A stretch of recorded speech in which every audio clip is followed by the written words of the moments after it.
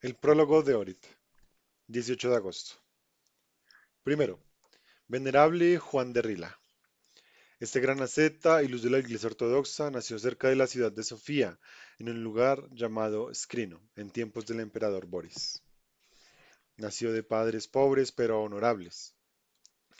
Tras la muerte de sus padres se hizo monje y se alejó a un monte salvaje, y allí en una cueva empezó a vivir la vida ascética. Allí sufrió muchos ataques de los demonios y de la gente, de los ladrones y de sus parientes. Entonces se trasladó al monte de Rila y habitó en un árbol hueco. Fue alimentado solamente con hierba y alubia que empezó a crecer allí, por la gracia de Dios. Durante muchos años no vio el rostro de ningún hombre, hasta que otra vez, por la providencia de Dios, lo encontraron los pastores, quienes buscaban sus ovejas perdidas. Así el santo empezó a ser conocido entre la gente. La gente empezó a buscar su ayuda para las enfermedades y penas. Lo visitaba el emperador búlgaro, Pedro, y le pedía consejos. Muchos ascetas de profunda vida espiritual habitaron en las cercanías de Juan. Allí pronto fue establecido el templo y el monasterio. San Juan reposó tranquilamente en el Señor en el año 946, el 18 de agosto, a los 70 años de vida. Tras su muerte se apareció a sus discípulos. Sus reliquias fueron trasladadas primeramente a Sofía y luego a Hungría, luego a Trnovo y al final al monasterio de Rila, donde están colocadas hoy en día. El monasterio de Rila a través de los siglos ha sido almenara y lugar de fuerza milagrosa y consuelo principal para el pueblo cristiano de Bulgaria, particularmente en los tiempos difíciles de la esclavitud bajo los turcos. Segundo, santos mártires Floro y Lauro. Hermanos en la carne y también en el espíritu, según la profecía. Fueron cristianos de gran celo en su fe y albañiles por oficio. Vivían en Iliria. Un conde pagano los contrató en la construcción de un templo pagano. Sucedió que, durante su trabajo, un pedazo de piedra saltó y golpeó el ojo del hijo del sacerdote pagano, quien mostraba curiosamente el trabajo de los albañiles. Viendo a, su, viendo a su hijo ciego y sangrante, el sacerdote pagano empezó a gritarles a Floro y Lauro y los quiso golpear. Entonces los santos hermanos oraron al Señor Dios vivo y único e hicieron la señal de la cruz en el ojo del niño, y el niño se sanó inmediatamente, y su ojo volvió a estar entero como antes. Entonces el sacerdote Memertino y su hijo fueron bautizados, y muy pronto después ambos sufrieron el martirio por Jesucristo en el fuego. Cuando Floro y Lauro terminaron el templo, pusieron una cruz en él, invitaron a todos los cristianos y lo consagraron en el nombre del Señor Jesús, con una vigilia de toda la noche y cantos de himnos. Enterándose de esto, el diputado de Liria quemó a muchos de los cristianos en el fuego. A Floro y Lauro los echó a un pozo y los enterró, estando ellos vivos aún. Más tarde sus reliquias fueron reveladas y fueron trasladadas a Constantinopla. Estos espléndidos hermanos sufrieron por Cristo y murieron con Cristo en el siglo segundo. Tercero, sacerdote y mártir Emiliano, el obispo. Nació en Armenia.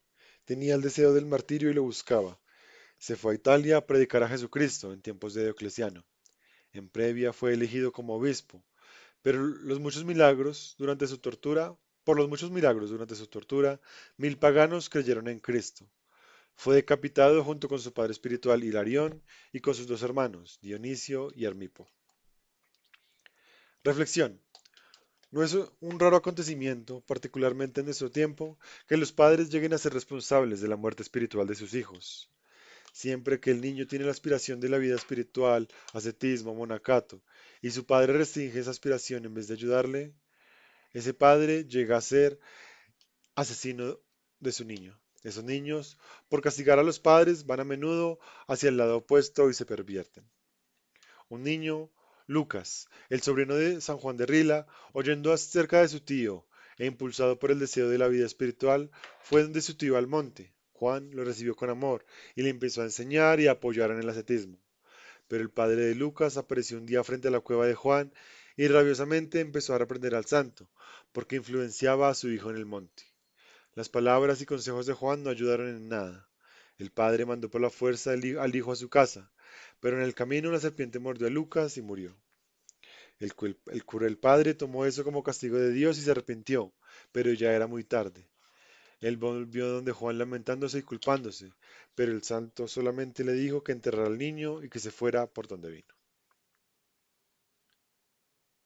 Contemplación. Contemplemos la milagrosa elección de Dios para que David fuera rey. Primera de Samuel 16. Cómo el Señor dirigió a Samuel al lugar de Jesé para ungir a uno de sus hijos como emperador. Como el Señor lo dirigió a ungir al octavo y más joven hijo de Jesé, David, el pastor de ovejas. Como Samuel ungió a David y el Espíritu del Señor descendió sobre David. Homilía sobre la paz entre el lobo y el cordero. El lobo habitará con el cordero y el leopardo se recostará junto al cabrito. Isaías 11:6. Así profetizaba el verdadero profeta, la verdad, y también añade, el ternero y el cachorro del león pasarán juntos, un niño pequeño los conducirá, la vaca y la cesna vivirán en compañía, sus crías se recostarán juntas, y el león comerá paja lo mismo que el buey. El niño de pecho jugará sobre el agujero de la cobra, y en la cueva de la víbora meterá la mano, el niño apenas destetado. Isaías 11:6 y 7. ¿Cuándo pasará este milagro, hermanos? Ya sucedió, cuando apareció Jesucristo el milagroso en la tierra. Esta es la realidad del paraíso, que fue renovada entre la gente con la venida del Señor a la tierra. El profeta habla de forma enigmática pero clara. Enigmática porque habla sobre las fieras, porque no habla sobre las fieras, sino sobre la gente. De forma clara, porque su profecía fue cumplida en la iglesia de Jesucristo. La gente, que por su carácter fueron como lobos, como leopardos, como leones, osos, bueyes, corderos, cabritos y como serpientes, todos son iguales por la fe delante del niño de Belén, apaciguados por la gracia, iluminados por la esperanza, ablandados por el amor. El profeta también profetiza, porque sucederá esto, porque la tierra estará llena del conocimiento de Dios, como el mar de aguas estará lleno. Isaías 11:9. Observado físicamente, todo ser humano es tierra. Aquel hombre quien cree en Cristo y por Cristo camina en la verdad, llega a tener el conocimiento del Señor de la misma manera que el mar está colmado con las aguas. Así fueron muchos individuos. Tales eran las sociedades enteras de ascetas en Egipto, en la Santa Montaña, en Chipre, en Rusia, en Armenia y en otros lados. Pero eso no es todo. El conocimiento del Señor se ha extendido hoy a través de toda la tierra. La Santa Eucaristía se ha extendido por todos los pueblos. Existen pocas partes en la tierra donde no se lee el Evangelio de Cristo, donde no se sabe el nombre de Dios, y donde no se sepa del nombre de Dios y donde no se ofrezca el sacrificio sin sangre del Señor. Unos rechazan al Señor Jesucristo, otros lo aceptan. Unos se apartan de la fe verdadera, otros la aceptan. Así, hay una lucha en todo el mundo por la señal del Señor Jesús. Abundantes aguas se vierten en valles vacíos. Los valles vacíos se llenan y llegan a ser iguales con las aguas altas. No está todo tan iluminado en el mundo como nosotros los cristianos quisiéramos, pero la profecía de Isaías fue cumplida y consumada gloriosamente. Oh, qué espléndida visión de Isaías, el hijo de Amós, el verdadero profeta. Oh Señor milagroso, apacigua con la fuerza de tu amor la naturaleza bestial de aquellas gentes y pueblos que todavía no están convencidos, para que todos seamos agradecidos de tu abundancia, para que todos seamos gloriosos en tu gloria y vivos, Señor, vivos en tu vida inmortal. A ti la gloria y el agradecimiento por los siglos de los siglos. Amén.